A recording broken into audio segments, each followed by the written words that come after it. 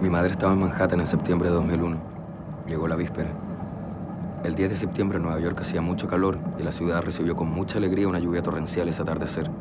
Esa noche se durmió sabiendo que al otro día era martes 11 de septiembre, porque fue un martes 11 de septiembre el golpe de Estado en Chile.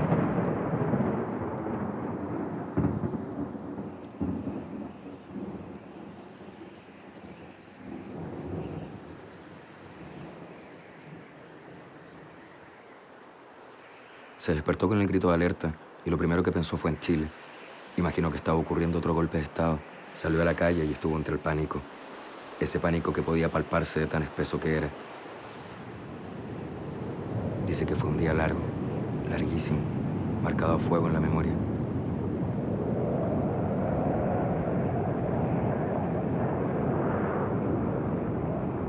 Por la noche se sentó en la acera de la Quinta Avenida a llorar, a rezar. Imaginó el dolor que habría en miles y miles de hogares a su alrededor. La ciudad estaba paralizada por el terror. Estuvo mucho tiempo rezando hasta que pasaron taxis sin el asiento trasero para transportar cadáveres. En algún momento pensó, alguno de estos habitantes sabrá que en un día como hoy, hace 28 años, el gobierno de su país provocó el terror y provocó la muerte a miles y miles de chilenos. ¿Sabrá alguno que el presidente Nixon y Henry Kissinger fueron los que decidieron la tragedia en mi país? Toda la historia nos enseña que la opresión de un pueblo sobre otro crea las condiciones para devolver el golpe. Pese a la impunidad de los culpables, hay otra forma de justicia: la memoria. Que no se olvide, que las nuevas generaciones recuerden.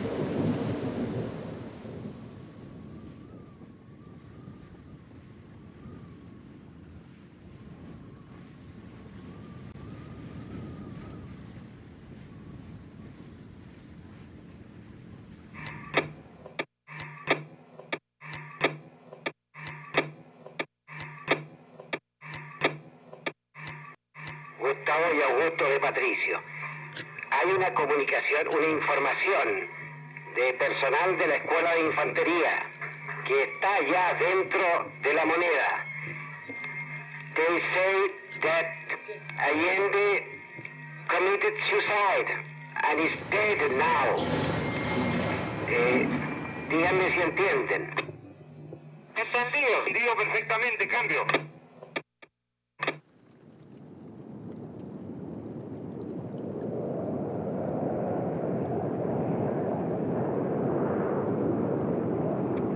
Vengo de Chile, un país pequeño, pero donde hoy cualquier ciudadano es libre de expresarse como mejor prefiera. Esta es la triste historia de cómo el gobierno de la nación más poderosa del planeta provocó una tragedia en un pequeño país de su mismo continente. Es cierto que Estados Unidos pudo haber invadido a Chile, como antes y después lo hizo con otros países del mundo, pero optó por un método encubierto. Acción encubierta presenta a la CIA la oportunidad de influir la dirección de otro país sin que la gente ahí sepan lo que está pasando. En el caso de Chile, reemplazar un régimen democrático elegido por el pueblo chileno por una dictadura militar. 3 décadas después de los hechos, se mantiene la confusión acerca del origen real de la tragedia que costó millares de vidas. Comencemos esta historia fechándola en 1959 y ubiquémosla en el cuartel central de la CIA, en Langley, Virginia. Sobre un escritorio hay 2 fotografías donde el chileno Salvador Allende es protagonista. En una, saluda desde lo alto a miles de chilenos esperanzados. En la otra, tomada en La Habana, se le ve sonriente, abrazando a su amigo Fidel Castro. El marxista Allende está a punto de llegar al poder en Chile por vía democrática, sin disparar ni un solo tiro. Alerta amarilla.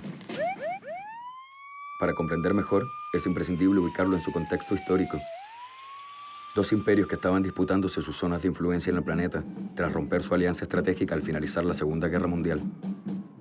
La Revolución Cubana y su pronta alianza con la Unión Soviética provocó una fuerte reacción de Estados Unidos. La ruptura de relaciones diplomáticas y la llamada invasión de Bahía Cochinos, con 1.500 cubanos anticastristas entrenados por la CIA. La Unión Soviética levantó el muro de Berlín, que dividió a Alemania durante 3 décadas. Al año siguiente, ocurrió la crisis de los misiles, que tuvo al mundo al borde de una tercera guerra mundial. En ese cuadro, América Latina pasó a ser un territorio cada vez más peligroso para los intereses de Estados Unidos. El senador Salvador Allende participa por tercera vez como candidato presidencial. Su principal adversario era el demócrata cristiano Eduardo Frei Montalva. La CIA, según los documentos desclasificados, y tenemos muchos de estos, pagó la mitad de los gastos de la campaña de los demócratas cristianos. Objetivo: impedir el triunfo del candidato Allende. Lo dice con toda claridad el memorándum Top Secret enviado por el secretario de Estado Dean Rusk a la Casa Blanca con fecha 14 de agosto de 1964. Estamos haciendo nuestro mayor esfuerzo encubierto para reducir la chance de que Chile sea el primer país americano en elegir como presidente a un marxista declarado. A finales de los años 60, el mundo estaba convulsionado.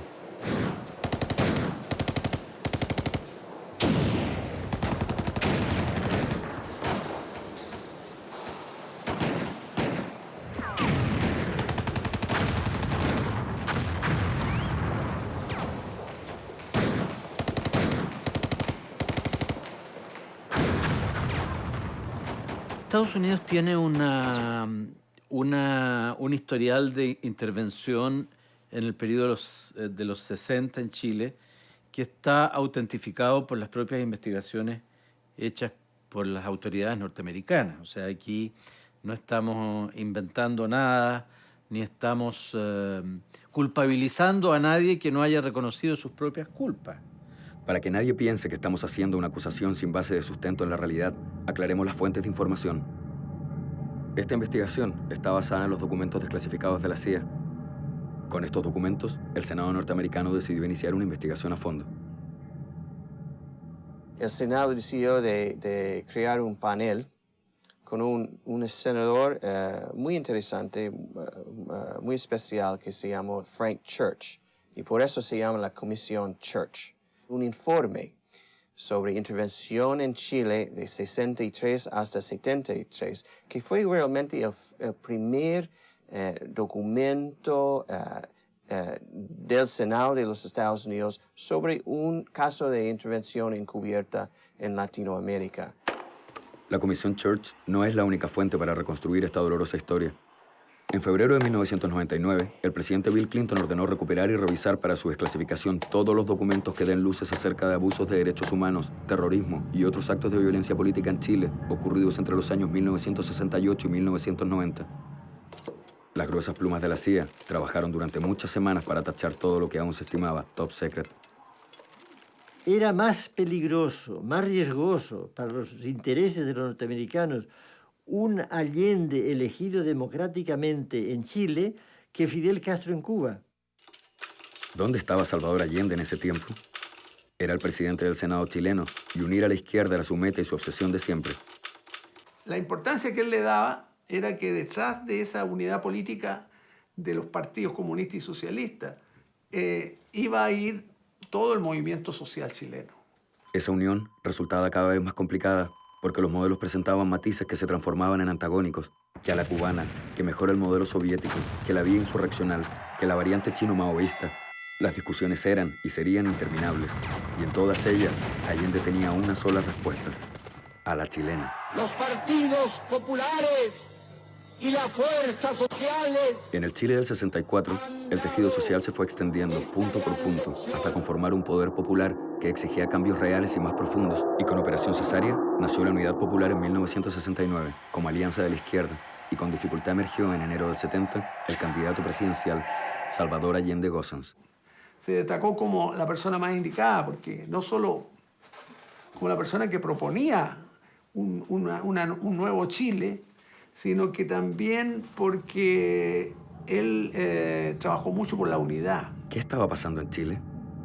La pregunta también se le hicieron el Pentágono y la CIA. Para contestarla, Estados Unidos contrató al doctor en sociología Roy Hansen. Viajó 3 veces a Chile y realizó sus encuestas a un importante sector de las Fuerzas Armadas chilenas. Leyendo algunas de las preguntas, su objetivo resulta evidente. ¿Bajo qué circunstancias, si hubiera alguna, cree usted que los militares podrían tomar el control del gobierno? ¿Bajo qué circunstancias, personalmente, usted apoyaría o rechazaría un intento militar de tomar el control del gobierno? Es una larga jornada. Yo solo tomé en mis manos la antorcha que encendieran los que antes que nosotros lucharon junto al pueblo y por el pueblo.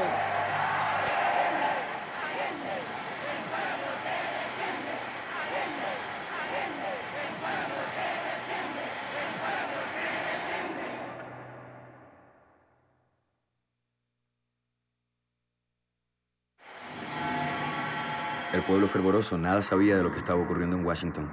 Allí, casi todos los análisis de inteligencia apuntaban en la misma dirección: el sabotaje.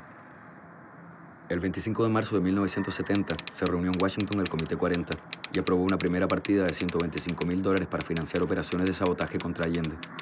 En 1970, cuando estaba en plena campaña presidencial en Chile, Estados Unidos decidió hacer acciones encubiertas para influenciar las elecciones. El Comité 40 era un organismo de facto que recibió ese nombre durante el gobierno de Richard Nixon y lo integraban, entre otros, el presidente de la Junta de Jefes de Estado Mayor, general George Brown, el subsecretario de Estado para Asuntos Políticos, Joseph Sisko, y el director de la CIA. El presidente del Comité 40 fue Henry Kissinger. Ellos serán protagonistas principales de la tragedia chilena. El Comité 40 es el que aprobaba los aportes que hacía el gobierno de los Estados Unidos a la subversión en el caso de Chile. El objetivo del Comité 40, según lo reveló el informe Church, era aprobar y ejercer control político sobre las acciones encubiertas en el exterior. ¿Ejercer control político para qué? Para que esas acciones fueran tan encubiertas, tan clandestinas, que en caso de que fueran descubiertas, pudieran ser negadas ferazmente por el gobierno de los Estados Unidos, o al menos por el presidente. Eran varios millones de dólares que se aprobaba para trabajar contra la candidatura de Allende.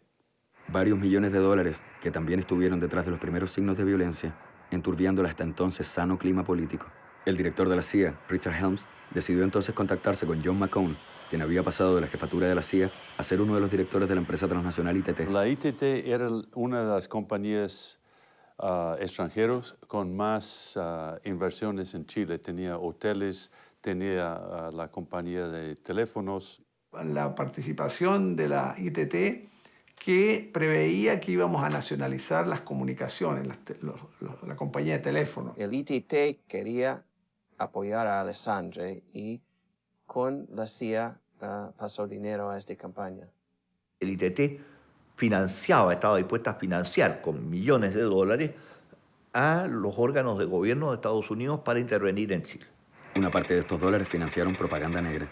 Era propaganda negra, o sea, fabricaciones sin base en hechos. La CIA estaba usando propaganda negra para influir al público chileno. Los diarios de oposición gastaban 5 veces más papel que los diarios que apoyaban al gobierno de la Unidad Popular. La CIA pagaba periodistas o escritores para escribir documentos o artículos de análisis con las conclusiones de la CIA. Además de una campaña de afiches que exhibió imponentes tanques soviéticos entrando en Santiago, se anunciaba el fin de la religión católica, el fin de la vida familiar y hasta de la patria. Fue un gran esfuerzo de crear miedo en el pueblo chileno contra Allende, contra el comunismo. No veo por qué tenemos que sentarnos a esperar viendo cómo un país se vuelve comunista debido a la irresponsabilidad de su propio pueblo. Se catalogó a los chilenos como un pueblo irresponsable, y el gran papá tendría que imponer orden si este irresponsable pueblo tomaba decisiones erradas. Era una cuestión política, y Kissinger mantenía, como sabemos, la teoría del dominó, que según él caía Chile para ellos, era una derrota, y esto iba a traer influencia en toda América Latina e incluso en Europa. Un anexo de la CIA tiene por título Opción Extrema, derrocar a Allende, y analiza las ventajas y desventajas de instigar un golpe militar. Son instrucciones funestas, son instrucciones de producir un golpe de Estado de inmediato atroz. Es altamente probable que la exitosa participación de Estados Unidos en un golpe militar chileno nos libere de forma permanente de la posibilidad de un gobierno dirigido por Allende en Chile. Y que no pudieron aplicarse el 70 por resistencia dentro de Chile, incluso en 70 de las propias Fuerzas Armadas. Un fracaso que seguramente significaría la revelación de la participación de Estados Unidos tendría consecuencias graves sobre nuestras relaciones con Chile, en el hemisferio, en Estados Unidos y en otros países del mundo. El día en que los chilenos fueron a votar, nunca imaginaron que estaban en la mira de un hombre que en sí mismo representaba todo el poder de los Estados Unidos, Henry Kissinger. A pesar de los esfuerzos de Estados Unidos de prevenir la elección de Allende, él ganó las elecciones.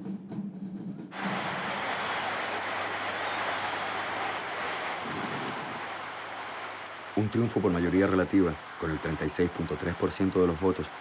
El Congreso tendría que confirmar al vencedor. El Comité 40 se reunió de urgencia para discutir los cursos de acción a seguir. Un golpe militar contra Allende tiene pocas posibilidades de éxito si no se lleva a cabo a la brevedad. El asesor Kissinger pidió una evaluación de las eventualidades que provocaría un golpe militar organizado ahora mismo en Chile con la asistencia de Estados Unidos. Con fecha 12 de septiembre de 1970, Corry, el embajador en Santiago, envió esta comunicación al Departamento de Estado. Creemos que en este momento está claro que los militares chilenos no están dispuestos, repito, no están dispuestos a intervenir para prevenir el ascenso de Allende al poder, sin que exista previamente una improbable situación de caos nacional y de violencia general. Llegó al país Edward M. Corry, nuevo embajador de Estados Unidos en Chile. Posteriormente se dirigió al Palacio de la Moneda, donde presentó sus cartas credenciales al presidente de la República, Eduardo Frei, con quien intercambió ideas e impresiones, declarando su admiración por Chile como ejemplo de democracia en América. 10 días después de la elección de Allende, el presidente de Pepsi Cola, Donald Kendall, se apersonó en la Casa Blanca y le pidió a Nixon que le concediera una urgente audiencia a un chileno amigo y socio suyo, Agustín Edwards, el propietario del Mercurio. La reunión entre Nixon y el chileno Edwards se realizó el día 15 de septiembre. Se produjo una reunión en la Casa Blanca, subterráneo de la Casa Blanca estaba la oficina de Kissinger. Se produjo en la oficina de Kissinger. También asistió el ministro de Justicia de Estados Unidos. Augustine Edwards entró en una conspiración con el gobierno de los Estados Unidos. Él llegó a Washington para empujar para una política dinámico y agresivo contra Allende. Kissinger, en sus memorias, le endosa al chileno Edwards la responsabilidad de haber presionado a Nixon. Evidentemente, es por lo que oyeron de Agustín Edwards que decidieron tomar esa decisión. Y se queda en Estados Unidos. Es nombrado vicepresidente mundial de la Pepsi Cola. Y no regresó en toda la época del gobierno de la Unidad Popular. Richard Helms, el hombre de la CIA, anotó en su libreta de apuntes las instrucciones de Nixon tras la reunión con Edwards. Gastar duro. No importan los riesgos que haya que correr. Los mejores hombres disponibles. 10 millones, los que sean necesarios. Hacer aullar de dolor a la economía chilena. Se le intentó derrocar antes que asumiera, porque se sabía la dirección que iba a tomar el proceso. Ese mismo día de la reunión, le llegó la orden presidencial al embajador en Santiago.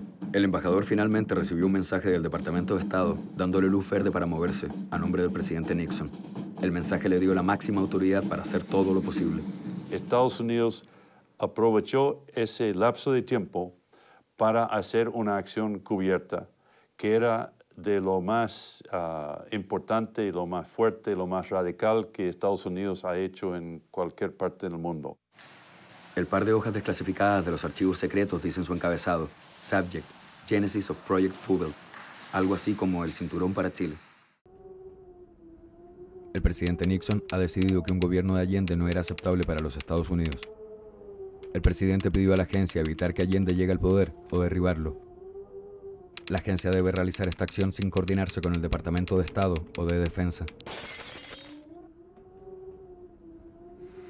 Fue una operación que Richard Nixon ordenó el 15 de septiembre de 1970. El presidente Nixon puso en el campo a 2 equipos para conseguir un mismo objetivo. Uno vestía la camiseta oficial de Estados Unidos y estaba dirigido por el embajador Corry. Debía operar bajo un plan llamado Track One. Track One fue el track constitucional en términos de la CIA. Comprar votos de los congresistas chilenos para no ratificar la elección de Allende. Alessandri tenía la segunda votación. Entonces la triquiñuela consistía en elegir a Alessandri. Y Alessandri, inmediatamente de ser elegido, iba a renunciar, con lo cual Frei podía volver a presentarse, aunque Alessandri hubiera sido elegido por un solo minuto. El expresidente podía retornar la moneda sumando los votos del Partido Demócrata Cristiano y de la derecha. A pesar de estos esfuerzos, Frei rehusó interferir con el proceso constitucional y la maniobra de reelección se derrumbó. Fracasado el método político, quedó en el escenario el Track 2. Track 2, donde la CIA puso la gran mayoría de sus recursos y su energía, fue de estimular un golpe de Estado. Se trataba de crear las condiciones, el caos necesario para justificar la intervención militar. El 17 de septiembre, el vicepresidente de la transnacional ITT, Edgar Jerity, recibió un informe desde Chile. Algún grado de derramamiento de sangre parecía inevitable. Sabemos que al ejército se le ha asegurado plena ayuda material y financiera de parte del establishment militar de Estados Unidos. La transnacional especulaba con cuál sería la respuesta en caso de ir a golpear a la puerta de los cuarteles. Se cumplía un mes desde que Allende había sido elegido por mayoría relativa. El presidente Nixon tuvo otra reunión con Kissinger. Las instrucciones en los documentos, los Estados Unidos quiere un golpe de Estado. Vamos a apoyar un golpe de Estado en Chile y que los militares deben conocer este hecho. Este fue instrucciones directas en los documentos de la CIA de sede a la estación en Santiago. La oficina central de la CIA envió a Santiago este informe el 16 de octubre. La política firme y continuada es que Allende sea derrocado por un golpe. Tenemos que seguir generando una presión máxima hacia este fin. Es imperativo que estas acciones se realicen clandestinamente y en condiciones de seguridad para que el gobierno de los Estados Unidos y la mano norteamericana permanezcan bien ocultos. Ahí está con toda claridad: actuar antes del 24 de octubre, día en que el Congreso chileno debía ratificar a Salvador Allende como presidente. El agente clandestino Anthony Sforza informó al jefe local de la CIA lo siguiente: Viaux espera unas 10.000 bajas en el área de Santiago antes de que las turbas izquierdistas puedan ser liquidadas. El resultado podría ser sangriento y prolongado, es decir, una guerra civil. Ustedes nos han pedido que provoquemos el caos en Chile. A través de la solución View, nosotros ofrecemos una fórmula para que el caos probablemente sea cruento. View puede dividir a las Fuerzas Armadas con algunas unidades del ejército secundándolo, mientras otras se mantienen cohesionadas en torno al general Schneider, es decir, Allende. Era un general constitucionalista. Entonces Estados Unidos llegó a la conclusión que había que remover al general Schneider y después reemplazarlo con otro militar tal vez para que se podía avanzar con el golpe militar. Sabemos, por un reporte de la CIA, que para provocar el golpe y colaborar con el ataque al general Schneider, llegó a Chile un número indeterminado de agentes al mando de David Atlee Phillips. Con una experiencia de 25 años en la CIA, este hombre anota en su historial el derrocamiento del presidente guatemalteco Jacobo Arbenza en 1954, un rol clave en la fracasada invasión a Cuba de 1961, y hay fuertes indicios de que él fue el agente de la CIA que, bajo la chapa de Maurice Bishop, se reunía con Lee Harvey Oswald, el misterioso hombre a quien se culpó de asesinar a Kennedy. El caso es que David Atlee Phillips no era un agente más de la CIA. La CIA estaba trabajando, según los documentos, con un general retirado, Roberto Vio, pero también con unos generales que ya están en el servicio. Camilo Valenzuela realmente fue lo más importante.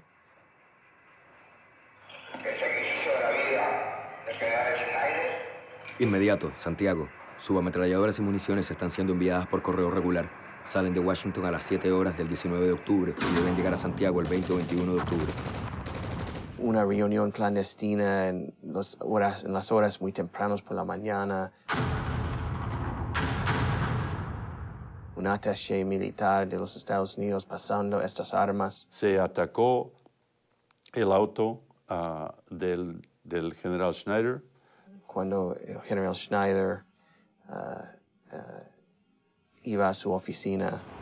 Se disparó contra él, él sacó su pistola para defenderse y lo mataron. Estaba fusilado. El dolor de Chile por este atentado sin precedentes. Querría que usted supiera que me siento apenado de que este acto repugnante haya ocurrido en su país. Sinceramente, Richard Nixon.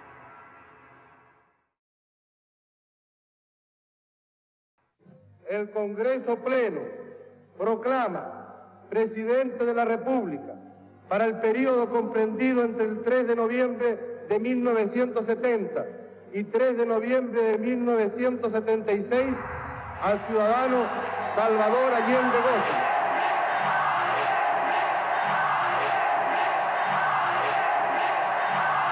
Este triunfo debemos dárselo en homenaje a los que cayeron en las luchas sociales y regaron con su sangre la fértil semilla de la revolución chilena que vamos a realizar.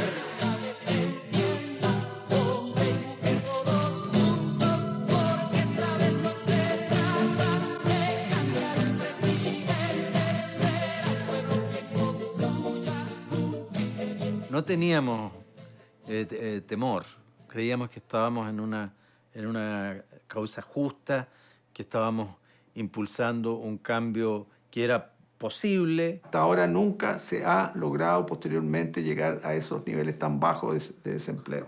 Hubo mejoras sustanciales para la gente que tenía menos, para los pobres, para la gente de trabajo, para los campesinos. Las estadísticas indican que en el primer año de gobierno el desempleo bajó al 4%, el Producto Nacional Bruto creció al 8.5% y, lo más importante, mejoró la distribución del ingreso. Es decir, los trabajadores aumentaron del 51 al 63% su participación en el ingreso nacional, y eso se tradujo en el aumento de respaldo electoral de la Unidad Popular. En las elecciones municipales de 1971 obtuvo el 50.2% de los votos. Esas fueron unas elecciones de un voto de confianza extraordinario que se le dio al presidente Allende en las elecciones del 71. Yo digo que es la única vez en 500 años de historia en que la tortilla estaba a punto de darse vuelta. Todo esto es parte esencial de nuestra política y se halla en pleno proceso de ejecución. En las 2 semanas siguientes a la elección, bajó la bolsa. Se retiraron $80 millones de los depósitos bancarios. Otros 43 millones se vendieron a viajeros y el Aeropuerto Internacional de Santiago se vio atestado de familias derechistas que huían precipitadamente del peligro marxista. El veneno del miedo ya se había inyectado directamente en las venas de la clase social más poderosa de Chile. Y el miedo se retroalimenta de miedo, conformando una peligrosa espiral que engendra un huracán de violencia. El riesgo de magnicidio fue aumentando cada día durante los casi 3 años que el doctor Allende alcanzó a ser presidente de Chile. Y ello ocurrió porque se cumplió la orden del presidente Richard Nixon, hacer aullar de dolor a la economía chilena. Que se les grave profundamente. No tengo otra alternativa.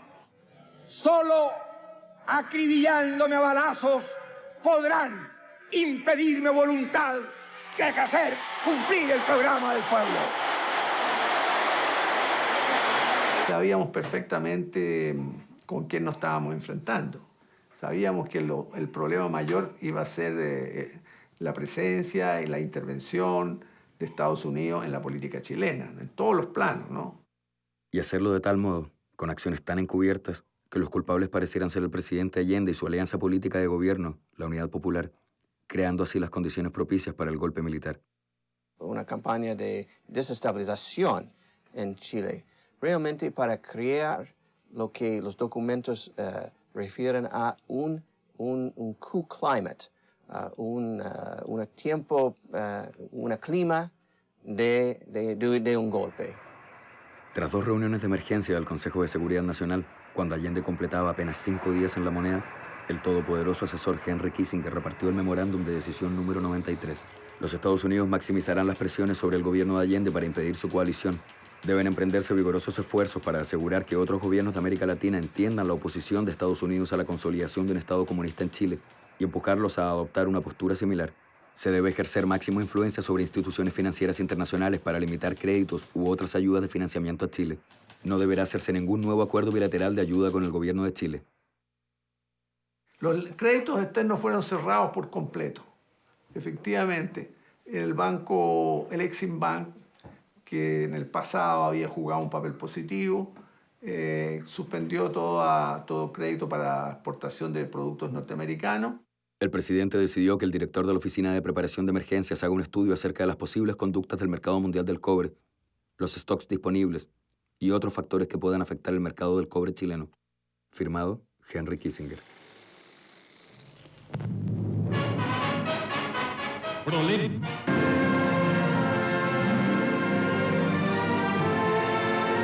En un acto de masas que se desarrolló en la Plaza de la Constitución, el presidente de la República, Salvador Allende, firmó el proyecto de reforma a la Carta Fundamental para permitir la expropiación de la gran minería del cobre.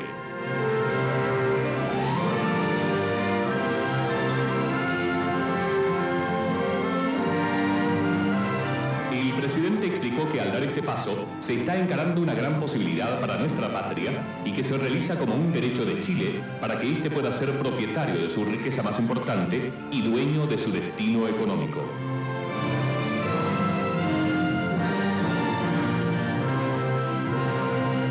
Nixon, por ejemplo, vendió parte importante de la reserva de mineral de cobre que tenía acumulado para los fines bélicos, la vendió al mercado, y eso hizo bajar el precio del cobre, con lo cual la economía chilena sufrió una pérdida con eso, ¿no? Ese ejemplo que Kissinger temía, lo temía con razón.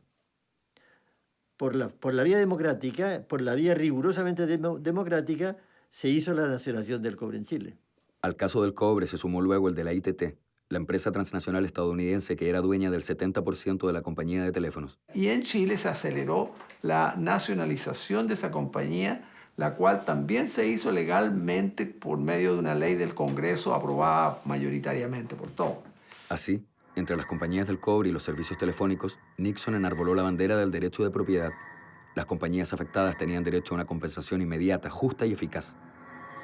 Yo personalmente sostengo que si el gobierno del presidente Allende hubiera pagado lo que las empresas del cobre querían, de todos modos el conflicto habría persistido, porque era un conflicto político. El director de la CIA, Richard Helms, aseguró en sus memorias que Nixon no quería perder a Chile como Kennedy había perdido a Cuba, y los miedos de Nixon y Kissinger se potenciaron hasta el punto de no ser capaces de hacer diferencias.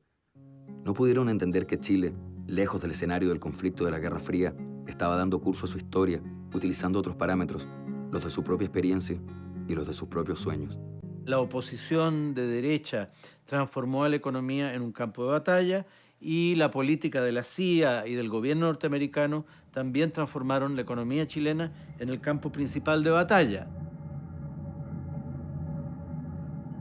Entramos en guerra. Si yo mañana sigo de presidente de la SOFOFA, va a ser con conciencia clara que montamos una guerra. El transporte de mercaderías fue boicoteado por la paralización de los gremios de dueños de camiones. La Comisión Church pudo establecer que el Comité 40 aprobó la entrega de $100.000 a organizaciones empresariales en octubre de 1972, durante la primera huelga de camioneros. Para octubre, imagínense cómo se gastaba la plata para octubre, teníamos que darle de comer y de esto todos los días a miles de personas. Así, la batalla por la producción estaba perdida de antemano. El año 72 hicieron algunos intentos importantes de provocar la paralización del país en el mes de octubre. Nosotros partimos con todos estos cálculos mezquinos para durar 5 días. Duramos un mes y medio. Y todos los días se sumaban más y más movimiento, paramos el país de punta a cabo total. Y cada camionero, eran como 20.000, recibía una suma para que se mantuvieran en paro indefinidamente. Un grupo del sector privado entregó los dólares a los huelguistas, concluyó el informe oficial del Senado de Estados Unidos. Si alguien como la CIA hubiera querido inyectar plata en mi movimiento, no le habría costado nada. Hay que aclarar que cada dólar en el mercado negro se cotizaba hasta 200 veces más respecto del precio oficial. Es decir, una sola entrega de $100.000 equivalía a inyectar $20 millones en el complot.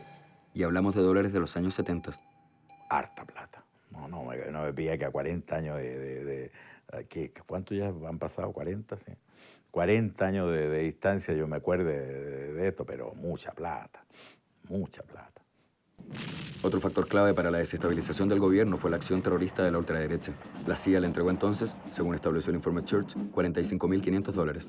Orlando Sáenz, él mismo ha reconocido que recibió dineros de la CIA, ¿cierto? Y como dirigente de Patria y Libertad inyectó dineros al movimiento, ¿cierto? Le decía, oiga, deme el número de su cuenta, deme un número de una cuenta, yo le voy a traspasar $10.000 a esa cuenta. Patria y Libertad se está organizando cuadra por cuadra. El apoyo económico y las armas, como ametralladoras y granadas de mano, vienen de Brasil. El hecho es que en 1973 se registraba un acto terrorista cada 10 minutos en algún lugar del país. A mí me contacta la Armada, el sector del almirante Merino, que era el sector que inició la acción del golpe definitivo, ¿cierto? Y nos piden que hagamos acciones de sabotaje contra infraestructura de energía eléctrica, oleoductos y líneas de ferrocarriles, porque junto con ellos se inició un paro nacional y había que paralizar el país y crear las condiciones objetivas de un golpe de Estado. Y ahí se acabó la UP, ahí se acabó la UP, el resto fueron vacaciones y milicos. Significa presionar a un país económicamente débil. Significa castigar a un pueblo por su decisión de recuperar sus recursos básicos. Significa una forma premeditada de intervención en los asuntos internos de un país. Esto es lo que denominamos insolencia imperialista. El ex agente de la CIA, Philip Agee, confesó años después: la CIA, al financiar a los camioneros, comerciantes y otros gremios que se organizaron contra el régimen de Allende, pudo crear la apariencia de caos y desorganización que siempre resulta atractiva a los líderes militares de derecha. En ese cuadro de caos, las pinceladas clave las puso el Mercurio y su cadena de diarios nacionales y regionales. El informe Church no puede ser más claro. La CIA gastó más de $1,5 millones para apoyar al Mercurio, el principal diario del país. De acuerdo con los documentos de la CIA, estos esfuerzos tuvieron un rol significativo en la creación de las condiciones para el golpe militar. El diario El Mercurio contenía en cada uno de sus números o ejemplares un artículo preparado en Estados Unidos para intervenir en la política chilena. Para la CIA, sin duda, la cadena de diarios de Edwards conformaba el actor más importante sobre el escenario del complot para socavar la democracia chilena y eliminar al presidente Allende. Agustín Edwards, propietario del Imperio Periodístico, vivió en Estados Unidos durante el gobierno de Allende. En Chile, 2 de sus hombres de confianza ocuparon la presidencia del Mercurio en esos años: Fernando Lenis y Hernán Cubillos. Ambos fueron luego ministros de la dictadura. Agustín Edwards probablemente fue el chileno más involucrado en el golpe de Estado en Chile. Se financió al Mercurio, que era la gran arma propagandística contra Allende. Es posible que gran parte de los que participaron en estas acciones sigan creyendo que todo fue espontáneo, pura manifestación ciudadana del legítimo derecho de protesta ante la caótica situación. Pero es importante que sepan, en honor a la verdad, que su acción se insertó en un complot de la CIA y que muchos de los dirigentes activistas se enriquecieron a costa de sus protestas.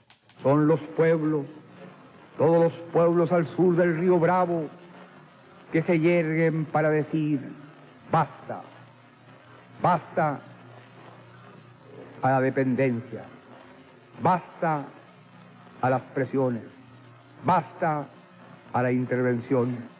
El hecho es que para provocar el golpe militar, durante los 3 años del gobierno del presidente Allende, el Comité 40 aprobó más de $7 millones de apoyo clandestino a grupos de oposición en Chile. 7, multiplicado por 200, $1.400 millones a precio del mercado negro. La ayuda bilateral de Estados Unidos a Chile bajó de 35 millones en 1969 a solo 1.5 millones en 1971.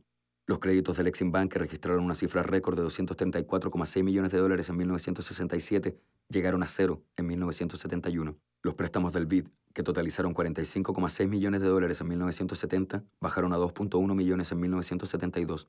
El Banco Mundial no dio nuevos préstamos en el periodo 70-73.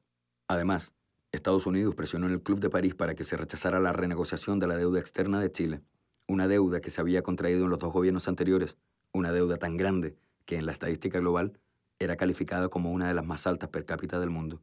Los créditos comerciales para comprar repuestos bajaron de 300 a solo $30 millones.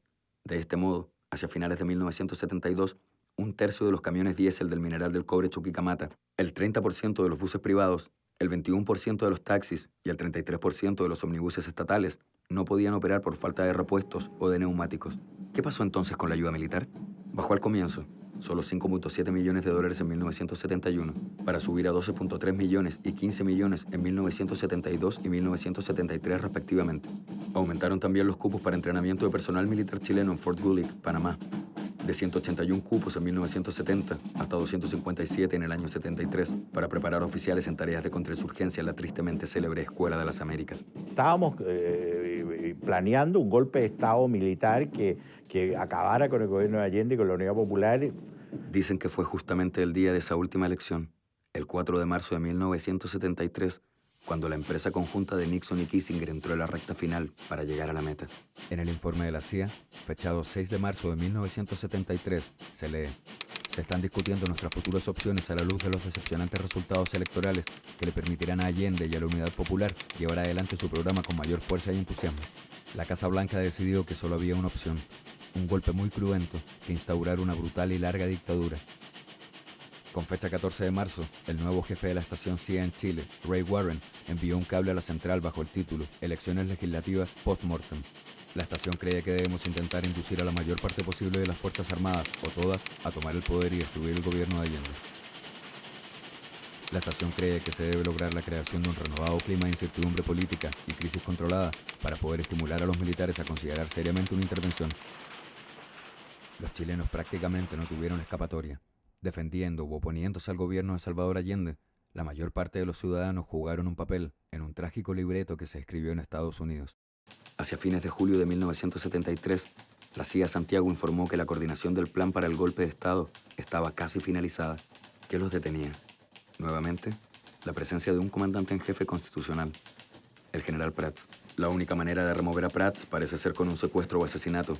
Sin embargo, con el recuerdo del caso del excomandante en jefe del ejército, René Schneider, aún fresco en sus mentes, es difícil que los golpistas estén dispuestos a llevarlo a cabo. El 29 de junio se sublevó el batallón blindado al mando del coronel Super. El episodio quedó en la historia como el tanquetazo, ya que los tanques salieron a la calle y llegaron hasta La Moneda. La decidida acción del comandante en jefe, el general Carlos Prats, y del jefe de Estado Mayor, el general Augusto Pinochet, logró abortar el tanquetazo. Finalmente, las fuerzas golpistas consiguieron la renuncia del general Prats el 23 de agosto de 1973. Se ha eliminado el principal factor de impedimento de un golpe. Con fecha 31 de agosto se registra otro comunicado urgente a Washington. El ejército chileno se ha unido en torno a la idea de un golpe y comandantes de regimientos cruciales de Santiago han pactado su apoyo. Como nuevo comandante en jefe del ejército, el presidente Allende designó al general Pinochet.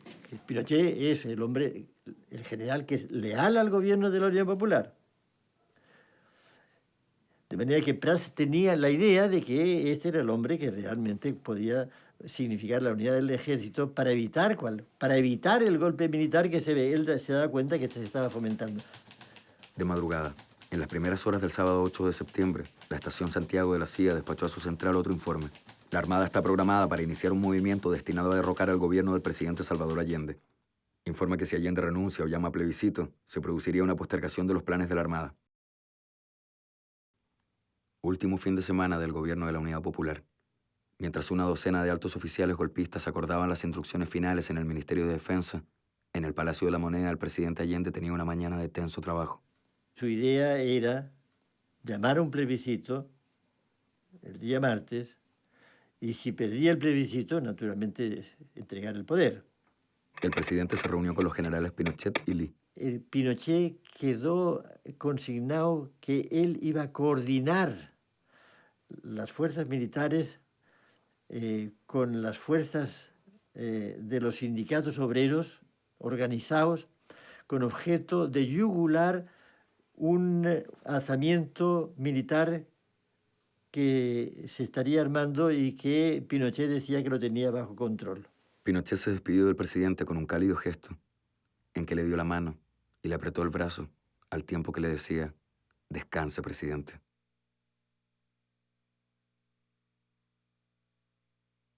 En el puerto de Valparaíso, los almirantes golpistas comulgaban en la capilla naval. Pinochet, en su casa, tomó la lapicera para firmar el pacto golpista. El papel decía escuetamente: el día D será el 11 y la hora H las 6 a.m. La estación CIA confirmó a la central en Virginia que todo estaba preparado. En el Ministerio de Defensa, los hombres de uniforme almorzaban al mismo tiempo que daban los toques finales para poner en marcha su maquinaria de guerra. Y en La Moneda, el presidente de la República informaba sobre su plan político a sus más cercanos colaboradores. Y agreguemos un tercer escenario, en la Embajada de Estados Unidos.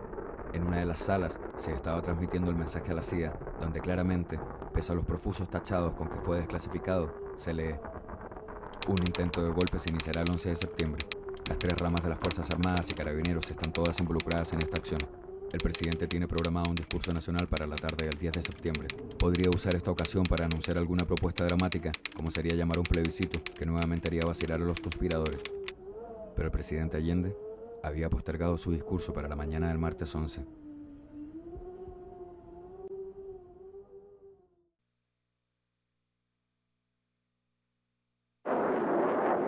Yo diría que el presidente siempre mantuvo la calma, ¿no? Sabiendo lo que iba a pasar, ¿no? Porque él sabía que ese era el final. El Pedro Olivares me llamó a mí a mi casa y me dijo, mira, hay una sublevación de la Armada y el doctor dice que vengas para acá. Nos enteramos por la radio del automóvil que el presidente ya se había ido sin escolta completa hacia La Moneda. Le salve el presidente de la República. Desde el Palacio de la Moneda. Informaciones confirmadas señalan que un sector de la marinería habría aislado Valparaíso, lo cual significa un levantamiento en contra del gobierno legítimamente constituido, del gobierno que está amparado por la ley y la voluntad de los ciudadanos. Yo estoy aquí, en el Palacio del Gobierno, y me quedaré aquí defendiendo el gobierno que represento por la voluntad del pueblo. Tengo la certeza de que los soldados sabrán cumplir con su obligación. Ese día, la preocupación principal del presidente era que tratar de manejar la situación hasta donde se pudiera políticamente. Y también hablé posteriormente con el edecán naval, quien me confirmó de que Allende está en La Moneda. Entonces hay que estar listo para actuar sobre eso. No vale matar la perra, sacar la moneda. Exacto. Pero rápidamente se tuvo conciencia que había unidad en todas las Fuerzas Armadas. Yo hablé personalmente con él. Le intimé rendición en nombre de los comandantes en jefe. Rendición incondicional, no es parlamentar. Que mantiene la presidencia sacarle del país. Pero la ley se cae cuando vaya a volar. Conforme. Él contestó a los primeros bandos de que él no se iba a mover de La Moneda. El edecán naval me dijo que el presidente anda con un fusil ametralladora que tenía 30 tiros y que el último tiro se le iba a disparar en la cabeza. Esas son novelas, nomás que vos no se dispara ni una batilla de goma. A las 12 en punto se bombardea. En ese bando se insta a renunciar al presidente de la República. No lo haré. Señalo mi voluntad de resistir con lo que sea, a costa de mi vida, para que quede la lección que coloque ante la ignominia y la historia a los que tienen la fuerza y no la razón. Estudiar posibilidad allanar estudios Radio Magallanes. Continúa transmitiendo. Las tanquetas que se encontraban afuera que defendían La Moneda se van y se colocan al revés.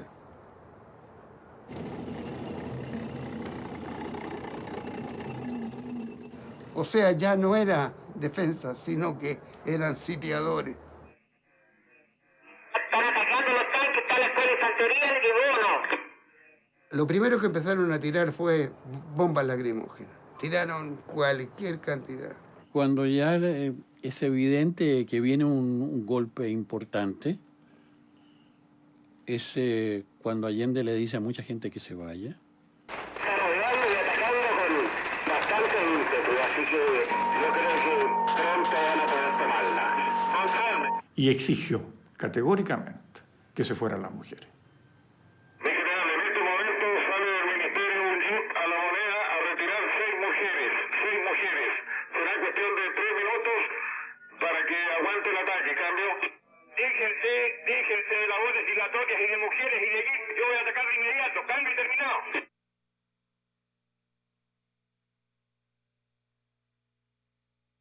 Pagaré con mi vida la lealtad del pueblo. Mis palabras no tienen amargura sino decepción, y serán ellas el castigo moral para los que han traicionado el juramento que hicieron. Ya no quedaba nadie. Quedábamos los 50 que estábamos adentro. No acepten ningún parlamento, parlamento de diálogo, rendición incondicional. Si no, vamos a bombardear Control. Ya se le comunicó que en 10 minutos más se va a bombardear La Moneda. Que habían disparado 175.000 tiros. Y éramos 60 personas. Los Hawking Center deben estar sobre La Moneda a un cuarto de las 12, sean aproximadamente 7 minutos más. Absurdo la lucha esa desproporcionada con todas las Fuerzas Armadas y con 50 personas dentro de La Moneda. ¡Ataque a La Moneda! Y pedían que nos rindiéramos, que iban a bombardear, que nos rindiéramos. Y nos empezamos a ubicar dónde nos íbamos a quedar todos, ¿no? Porque ya estaba anunciado el bombardeo aéreo.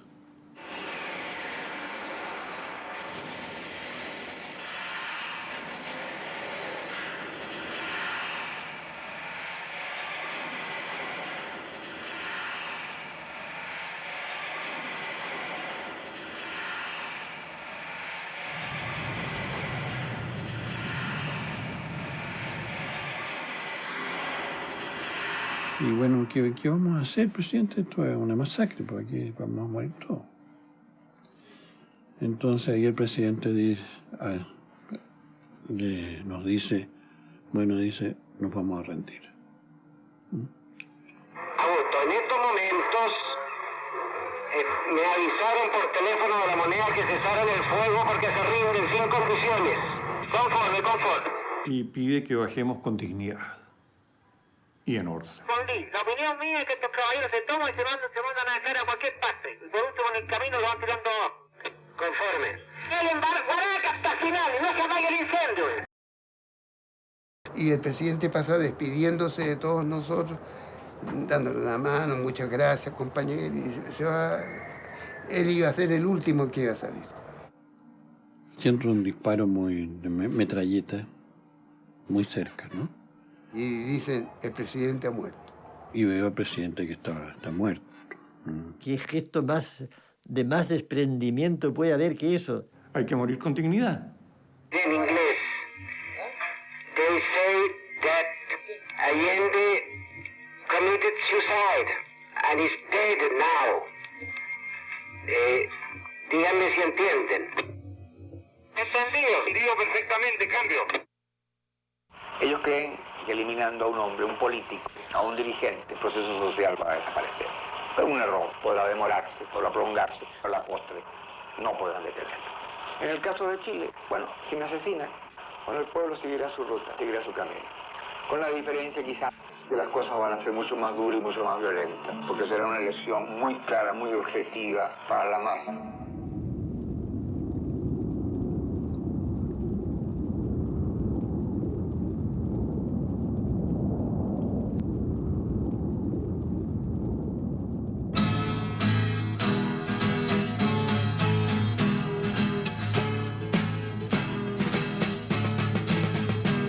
Mi canto es un canto libre que se quiere regalar. Mi canto es un canto libre.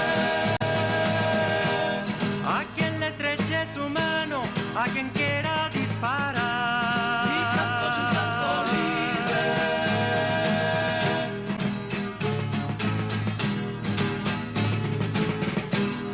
Mi canto es una cadena.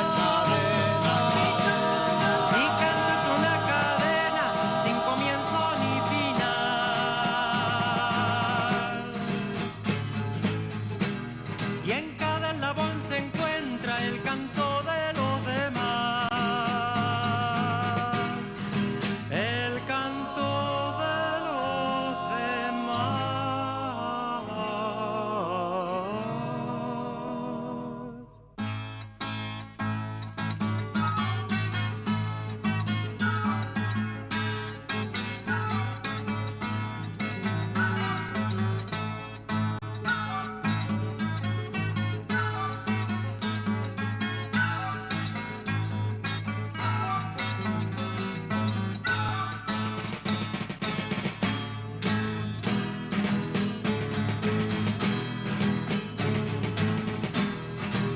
sigamos cantando juntos a toda la humanidad.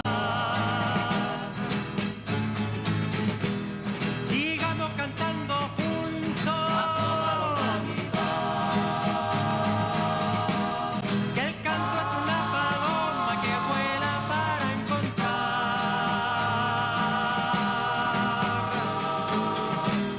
Estalla y abre sus alas para volar y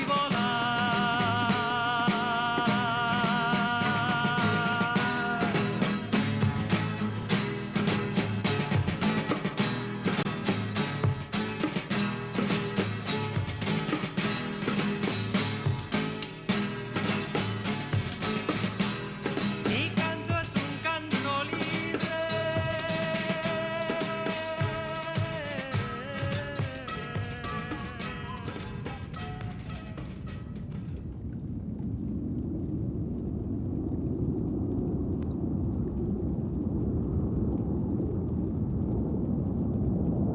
Aquí todo lo hemos entregado. Lo que no entregó la dictadura, lo entregó la Concertación.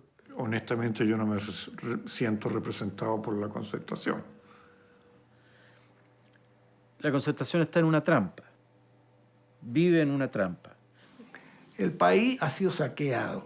Yo creo que estamos administrando muy bien económicamente con la macroeconomía lo que dejó Pinochet.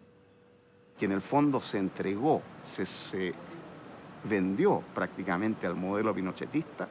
Que la arquitectura institucional que dejó establecida Pinochet no ha podido ser modificada.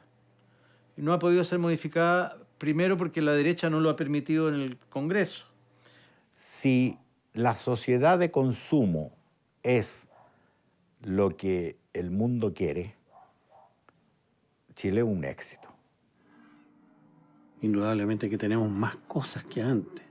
No hay gente que tiene acceso, especialmente al crédito. O sea, desde ese punto de vista me siento muy satisfecho de lo que ha pasado en Chile. Pero un país no se hace solo con eso, ¿no? Un país se hace culturalmente, espiritualmente. En este país se perdió el concepto de solidaridad.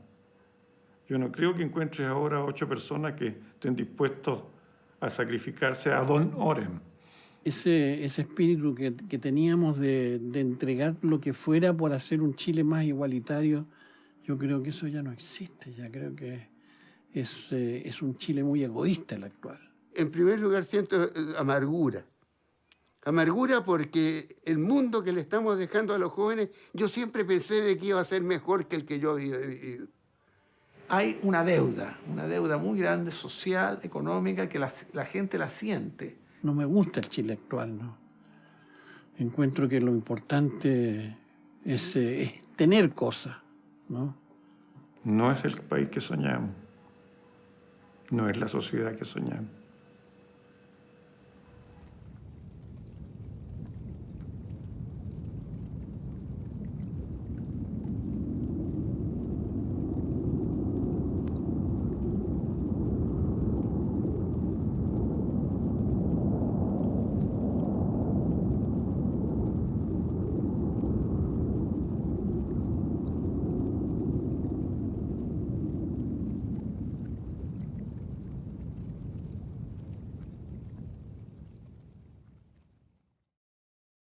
Tengo fe en Chile y su destino. Superará otros hombres este momento gris y amargo donde la traición pretende imponer. Sigan ustedes sabiendo que mucho más temprano que tarde, de nuevo, abrirán las grandes alamedas por donde pase el hombre libre para construir una sociedad mejor. ¡Viva Chile! ¡Viva el pueblo! ¡Vivan los trabajadores! Estas son mis últimas palabras y tengo la certeza de que mi sacrificio no será en vano.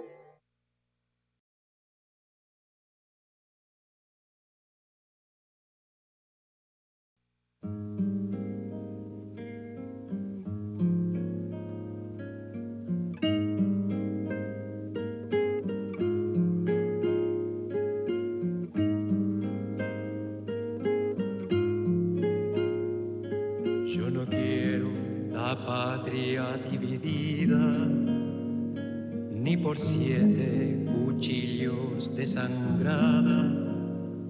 Quiero la luz de Chile enarbolada sobre la nueva casa construida. Yo no quiero la patria dividida, ni por 7 cuchillos desangrada.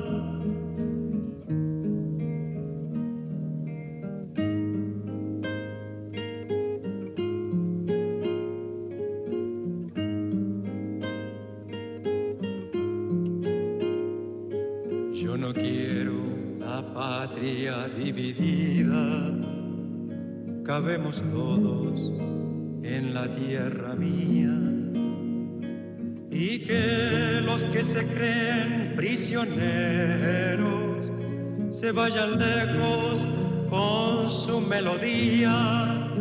Siempre los ricos fueron extranjeros, que se vayan a Miami con sus tías. Yo no quiero la patria dividida, se vayan lejos con su melodía.